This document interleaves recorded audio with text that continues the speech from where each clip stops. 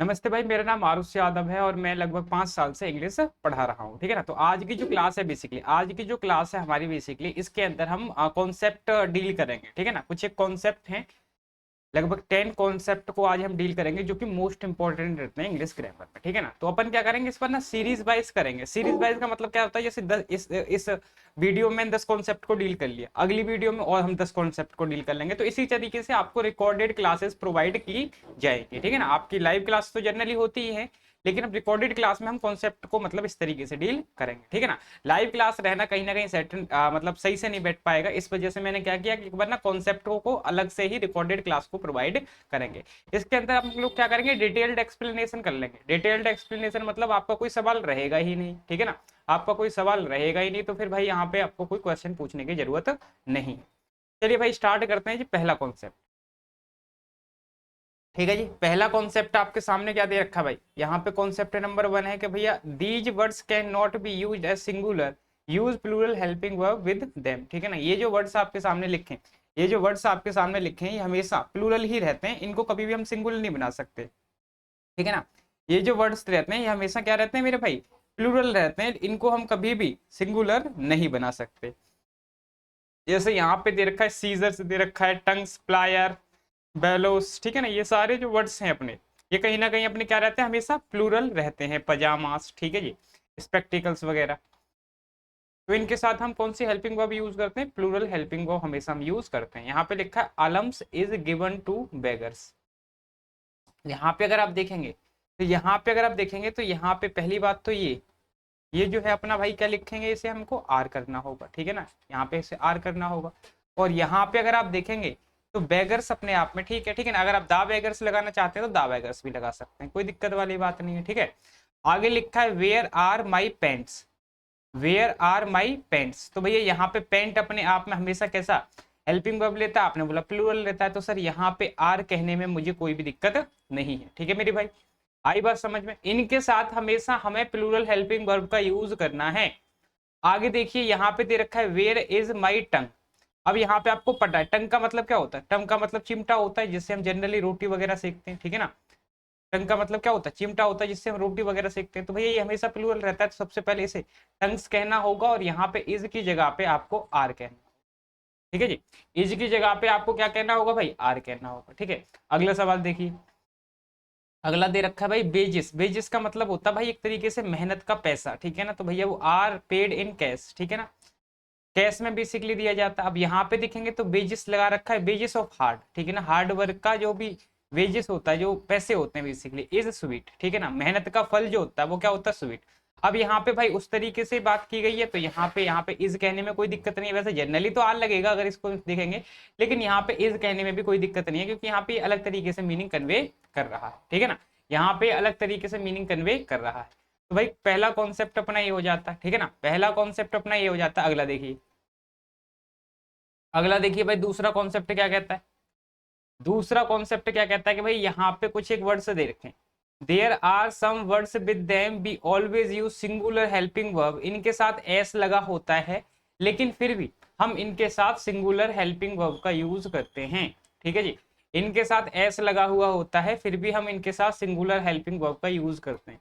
जैसे कि news innings हो गया, द हार्ड टाइम्स हो गया, पॉलिटिक्स यानी सब्जेक्ट के नेम हो गए, सोमन्स, फिजिक्स, इकोनॉमिक्स, इथिक्स, मैथमेटिक्स, या फिर चेस, मार्वल्स, कार्स। ठीक है ना। ये सारे जो वर्ड्स यहाँ पे दे रखे हैं, रैकेट्स वगैरह, इनके साथ हम हमेशा सिंगुलर हेल्पिंग वर्ब का यूज करेंगे। Point to be noted. ठीक है ना। इनके साथ हमेशा हम किसका यूज करेंगे मेरे भाई, सिंगुलर हेल्पिंग वर्ब का यूज करेंगे। जैसे यहाँ पे लिखा है no news are good for us, no news are good for us. तो आपने बोला सर आर की जगह पे हमको इज का यूज करना है। ठीक है जी। आर की जगह पे हमको किसका यूज करना है, इज का यूज करना है। अगला दे रखा है measles are very common disease, measles are very common disease. तो भाई फिर से यहाँ पे आर को हटा के आपको क्या लिखना होगा जी, इज लिखना होगा। आगे लिखा है politics is a good subject. ठीक है ना। यहाँ पे एक आ आएगा, इज अ गुड सब्जेक्ट। तो भाई सब्जेक्ट की बात कह रही है, सब्जेक्ट हमेशा बेसिकली अपने साथ सिंगुलर हेल्पिंग वर्ब ही लेते हैं। आगे लिखा है भाई राम्स मैथमेटिक्स आर गुड। अब एक बात याद रखना भैया, कभी भी आप नेम ऑफ अ सब्जेक्ट का यूज करते हैं, ठीक है ना, नेम ऑफ अ सब्जेक्ट का यूज करते हैं, लेकिन उससे पहले किसी का नेम दे दिया जाए ठीक है ना, उससे पहले किसी का नेम दे दिया जाए तो फिर भाई उसके लिए आर लगाया जाएगा। आ रही बात समझ में? यहाँ पे दे रखा है राम्स मैथमेटिक्स, यानी कि भाई राम की कैलकुलेशन, इसका मीटिंग समझ में आएगा, राम की कैलकुलेशन। अगर किसी का नाम जुड़ गया है तो इसके साथ आर लगाने में कोई दिक्कत नहीं है, ठीक है ना। अगर आप यहाँ पे इज लगाएंगे तो दिक्कत है, ठीक है ना, तो सवाल आपका गलत हो सकता है, लेकिन यहाँ पे आपने आर लगा रखा है, कोई दिक्कत नहीं। इसी तरीके से हर इकोनॉमिक्स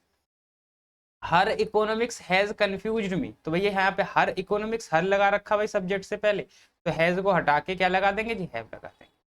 इथिक्स डिमांड ऑनेस्टी, तो भैया यहाँ पे आपको डिमांड्स कहना होगा, क्योंकि भाई ये सिंगुलर आपको बनाने की जरूरत है, ठीक है जी। तो अपना दूसरा कॉन्सेप्ट भाई ये हो जाता है, ठीक है ना। अपना दूसरा कॉन्सेप्ट क्या हो जाता है मेरे भाई, ये हो जाता है। अगला देखिए, अगला भाई तीसरा कॉन्सेप्ट क्या कहता है, अगला भाई तीसरा कॉन्सेप्ट क्या कहता है, there are some nouns which seem singular but we use them as plural. कुछ नाउन होते हैं वो दिखने में आपको सिंगुलर लगते हैं, है ना, दिखने में आपको क्या लगते हैं, सिंगुलर लगते हैं, लेकिन इनके साथ हम हमेशा प्लूरल हेल्पिंग वर्ब का यूज करेंगे, ठीक है ना, ये हमेशा प्लूरल ही रहते हैं। जैसे दे रखा है भाई यहाँ पे दे रखा है भाई people, police, public, peasantry, poultry, infantry, ठीक है ना। ये जो वर्ड कैटल वगैरह दे रखे हैं ये अपने आप में प्लूरल रहते हैं, क्या रहते हैं, प्लूरल। तो इनके साथ हमेशा हमें किसका यूज करना है, प्लूरल हेल्पिंग वर्ब का यूज करना है। यहाँ पे दे रखा है जी कैटल्स, क्या दे रखा है जी, कैटल्स। तो भैया यहाँ पे सबसे पहले आपको एस को हटाना होगा और यहाँ पे इज की जगह पे आपको आर करना होगा, ठीक है ना। इज की जगह पे आपको क्या करना होगा भाई, आर करना होगा। Gentry is enjoying special rights, तो भैया जेंट्री को यहाँ पे हटा के आपको आर कहना होगा। आई सा पीपल इन द लॉन, आई सा पीपल इन द लॉन, तो भैया पीपल का मतलब क्या समझ में आता है, लोग समझ में आता है, तो कोई दिक्कत वाली बात नहीं, प्लूरल की बात की जा रही है, ठीक है। आगे दे रखा है police have arrested the thieves, कोई दिक्कत नहीं है भाई, पुलिस हमेशा प्लूरल रहता है और प्लूरल हेल्पिंग वर्ब में मुझे कोई दिक्कत नहीं है, ठीक है ना। कभी कभी ये कैटल्स वाला आपसे पूछा जाता है, कभी कभी कैटल्स वाला आपसे पूछा जाता है, ठीक है ना। तो भाई इन बातों को भी याद रखना, तीसरा कॉन्सेप्ट अपना बन के तैयार हो जाता है, ठीक है जी। तीसरा कॉन्सेप्ट अपना ये हो जाएगा। अगला कॉन्सेप्ट देखते हैं जी,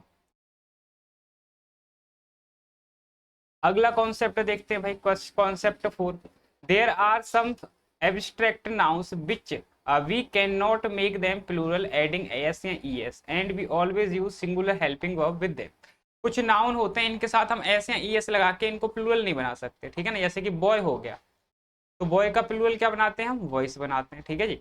बट ये जो नाउन होते हैं ना ये हमेशा अनकाउंटेबल रहते हैं, यानी कि इनका कभी भी प्लूरल नहीं बनाया जा सकता, ठीक है ना। ये अपने आप में अनकाउंटेबल नाउन रहते हैं तो इनका प्लूरल नहीं बनाया जा सकता। जैसे यहाँ पे दे रखा है सीनरी, पोएट्री हो गया, फर्नीचर हो गया, एडवाइस हो गया, इन्फॉर्मेशन हो गया, हेयर, बिजनेस, स्टेशनरी, ठीक है ना। ये सारे अपने आप में अनकाउंटेबल नाउन है तो इनके साथ हमेशा सिंगुलर हेल्पिंग वर्ब का यूज करते हैं। जैसे यहाँ पे लिखा है सीनरी, ठीक है जी, सीनरी ऑफ कश्मीर, तो भैया कश्मीर कहीं ना कहीं इसके बाद आ रहा है तो ये ऑब्जेक्ट हो गया, ठीक है जी। और यहाँ पे सीनरी आपका सब्जेक्ट है तो सर यहाँ पे इज कहना सेंसिबल होगा, आर की जरूरत अपन को नहीं, ठीक है ना। इज की जगह पे क्या लगाना है मेरे भाई, इज की जगह पे आपको आर लगाना है, ठीक है।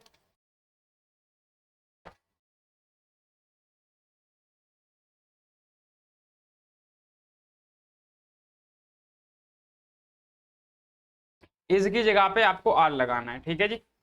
अगला देखिए, I have no information, no information about him, तो भैया इन्फॉर्मेशन अपने आप में क्या है, अनकाउंटेबल नाउन है तो कोई दिक्कत नहीं है, ठीक है ना। यहाँ पे इन्फॉर्मेशन करके कभी कभी दे देता है, कभी कभी इन्फॉर्मेशन करके दे देता है, तो वो आपको थोड़ा सा याद रखना है, ठीक है ना, इसमें कोई दिक्कत वाली बात नहीं। अगला देखिए भाई कॉन्सेप्ट नंबर 5, ठीक है जी। कॉन्सेप्ट नंबर 5 कहता है there are some nouns they are same in singular form और प्लूरल फॉर्म। कुछ नाउन ऐसे होते हैं, कुछ नाउन ऐसे होते हैं जो हमेशा सिंगुलर और प्लूरल दोनों सेम रहते हैं, बट डिपेंड करता है कि भैया ये किस तरीके से यूज किए जा रहे हैं, ठीक है ना। यहाँ पे दे रखा है भाई आर टीम इज बेस्ट, तो भैया यहाँ पे ये जो टीम है बेसिकली अपने आप में यूनाइटेड सेंस में काम कर रहा है, ठीक है ना। किसमें काम कर रहा है, यूनाइटेड सेंस, यानी कि भाई जुड़ के बात की जा रही है कि हमारी टीम बेस्ट है, ठीक है ना। आगे दे रखा है our team are trying to their new uniform, ठीक है जी। तो भैया यहाँ पे जो देयर लगाया गया यानी टीम के मेंबर्स की बात की जा रही है तो इस वजह से आर ठीक है, ठीक है ना, इस वजह से आर ठीक है। यहाँ पे दे रखा है there are two fish in the pond, अब कुछ लोग यहाँ पे फिशेस कर देते हैं, भैया फिश अपने आप में एक ऐसा नाउन होता है, फिश अपने आप में एक ऐसा नाउन होता है, वो सिंगुलर प्लूरल हमेशा सेम रहता है। Deer are running in forest, यानी कि बहुत सारे डियर जो हैं वो भाग रहे हैं। अगर मैं यहाँ पे डियर इज कर दूं तो भी मुझे कोई दिक्कत नहीं है, तो भैया यहाँ पे singular helping verb plural helping verb लगा सकते हो, ये सिंगुलर प्लूरल सेम रहते हैं इस वजह से, ठीक है ना, इस वजह से इनके साथ आप लगा सकते हो। अगला देखिए, अगला कॉन्सेप्ट क्या कह रखा है, सिक्स कॉन्सेप्ट कहता है after these words we always use objective case, ठीक है ना। आप इनको प्रेपोजिशन के नाम से भी जानते हो, ठीक है ना, आप इनको प्रीपोजिशन या प्रेपोजिशन के नाम से भी जानते हो। तो भाई ये प्रेपोजिशन होती हैं, जैसे इन हो गया, ऑफ हो गया, between, among, to, within, without, with, along with, beside, in front of. जैसे ये ना भाई, ये अपने आप में कंपाउंड प्रेपोजिशन है, जैसे कि in front of, followed by, assisted with, pleased with a view to, ये अपने आप में क्या है, कंपाउंड प्रेपोजिशन है, बट हमें इनसे कोई लेना देना नहीं है। हमें बस इतना याद रखना है कि इनके बाद हम हमेशा ऑब्जेक्टिव केस का यूज करेंगे, इनके बाद हम किसका यूज करेंगे, ऑब्जेक्टिव केस का यूज करेंगे। जैसे यहाँ पे अगर आप देखेंगे तो स्टूडेंट सब्जेक्ट है जी, उसके बाद फॉलोड बाय अपने आप में एक प्रेपोजिशन होगी, तो भैया यहाँ पे अगर ये देखूं तो ही अपना सब्जेक्ट बनने का काम कर रहा, तो ही तो नहीं आ सकता भाई, यहाँ पे बेसिकली आपको हिम कहना हो।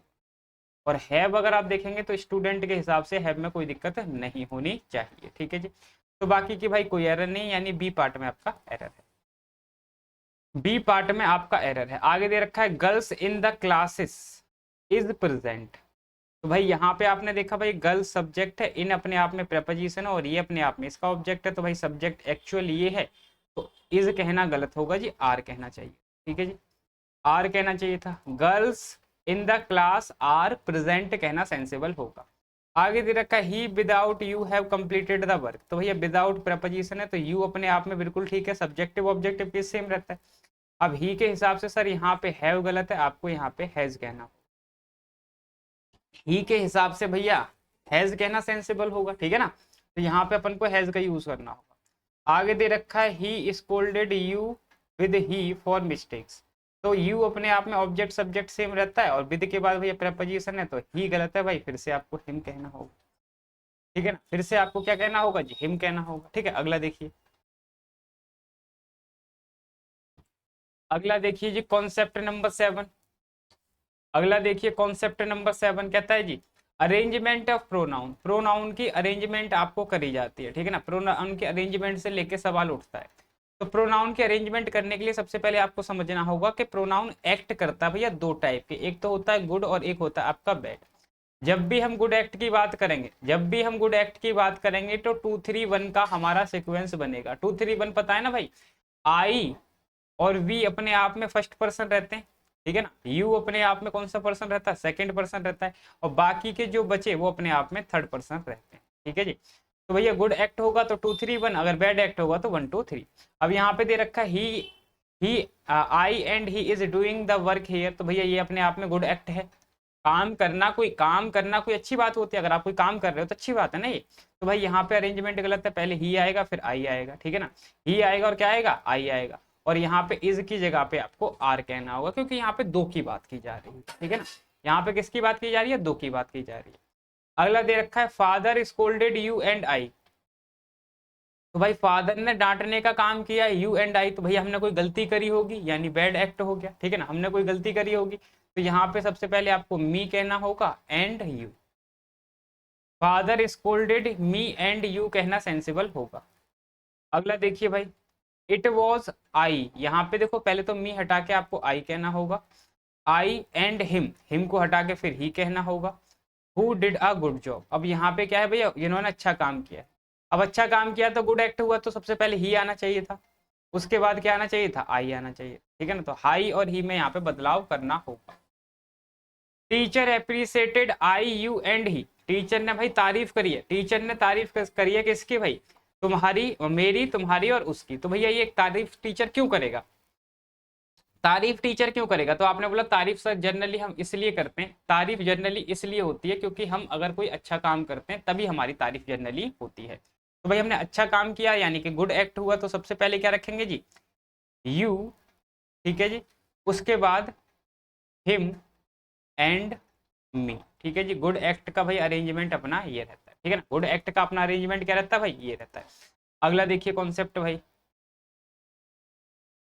अगला कॉन्सेप्ट देखिए जी, कॉन्सेप्ट 8वां समझना है आपको, प्रियोरिटी का सवाल है जी, ठीक है ना, प्रियोरिटी का सवाल है जी। जैसे पता है देखो, I am doing my work, I am doing my work, मैं अपना काम कर रहा हूँ, he is doing his work, वह अपना काम कर रहा है, we are doing our work, ये अपना काम कर रहा है, तो आर लगाया हमने, है ना, ही के हिसाब से हिज लगाया, सी के हिसाब से हर लगाएंगे हम, वी के हिसाब से आर लगाएंगे, तो इस बात में कोई भी दिक्कत नहीं होनी चाहिए जनरली। अब यहाँ पे कहानी जब उलझ जाती है जब एक से ज्यादा प्रोनाउन का यूज करें, जैसे यू हो गया, आई हो गया, ही हो गया, उसके बाद भाई आप हिज चुनोगे, देयर या आर। तो भाई इसी बात को अपन को समझना है। सबसे पहले आपको क्या करना है, सबसे पहले आपको समझना है ये गुड एक्ट है या बैड एक्ट है। तो भाई ये काम करना अच्छी बात है तो गुड एक्ट है, ठीक है ना।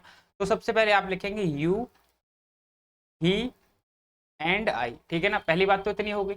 अब ये प्लूरल हो गए तो प्लूरल के लिए हमने क्या चुना भाई, हैव चुनना, ठीक होगा, ठीक है जी। अब आपको पता है भाई सेंटेंस के अंदर 1 2 3 की अगर सीक्वेंस दे रखा हो, 1 2 3 का अगर आपको सीक्वेंस दे रखा हो तो आपको बेसिकली आर चुनना होगा। क्या चुनना होगा मेरे भाई, आर चुनना होगा।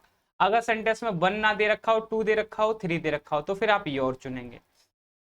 सेंटेंस में 1 ना दे रखा हो, 2 ना दे रखा हो, सिर्फ 3 दे रखा हो तो फिर आप देयर चुनने का काम करेंगे, ठीक है जी। फिर आप क्या चुनने का काम करेंगे, फिर आप देयर चुनने का काम करेंगे। तो भाई यहाँ पे 1 दे रखा था, आपने बोला सर बिल्कुल दे रखा था, तो सर आर कहना होगा, ये दोनों आपके लिस्ट से बाहर हो जाते हैं, ठीक है ना। फिर आपको आर कहना होगा, ये दोनों लिस्ट से बाहर हो जाते हैं। आगे दे रखा है you and Ram are doing his your और देयर वर्क, तो भैया यहाँ पे सेकंड पर्सन दे रखा है लेकिन फर्स्ट पर्सन नहीं है, तो भाई सेकंड पर्सन को हम प्रियोरिटी देंगे, इसी वजह से हमने केस चुना। आपने बोला सर योर चुनना सेंसिबल। अगला दे रखा है Ram Shyam Sohan were reading his their her books, तो भैया यहाँ पे आपने देखा तो तीनों अपने आप में थर्ड पर्सन है। अगर ये थर्ड पर्सन है, अगर ये थर्ड पर्सन है तो भाई यहाँ पे देयर चुनना सेंसिबल होगा, बात आई समझ में। अगर ये थर्ड पर्सन है तो यहाँ पे देयर चुनना सेंसिबल होगा। The teacher punished you I and he for his their mistake, तो भैया पनिश्ड किया है, पहली बात तो ये बुरा एक्ट है, तो यहाँ पे सबसे पहले आपको हिम, यू तो अपना ठीक है, you him and me for our, ठीक है जी, फॉर आर मिस्टेक, ठीक है जी। योर गलत हो जाएगा भाई आपका, देयर गलत हो जाएगा, हिज गलत हो जाएगा, आर मिस्टेक कहना सेंसिबल होगा, ठीक है ना, आर मिस्टेक कहना सेंसिबल होगा। चलिए भाई 8 ही कॉन्सेप्ट रखते हैं आज की क्लास में, ठीक है ना, आज की छोटी सी क्लास में 8 ही कॉन्सेप्ट रखेंगे। आगे की क्लास होंगे उसके अंदर भी इस तरीके से 10 कॉन्सेप्ट 12 कॉन्सेप्ट अपन लोग डील करके चलेंगे, ठीक है ना। अगर आप किसी भी वनडे एग्जाम की तैयारी कर रहे हैं तो ये क्लासेस आपके लिए काफी ज्यादा बेनिफिशियल हो जाती हैं, ठीक है ना। चलिए भाई यहीं पे रोकने का काम करेंगे मेरे भाई, ठीक है ना। चलिए बच्चे।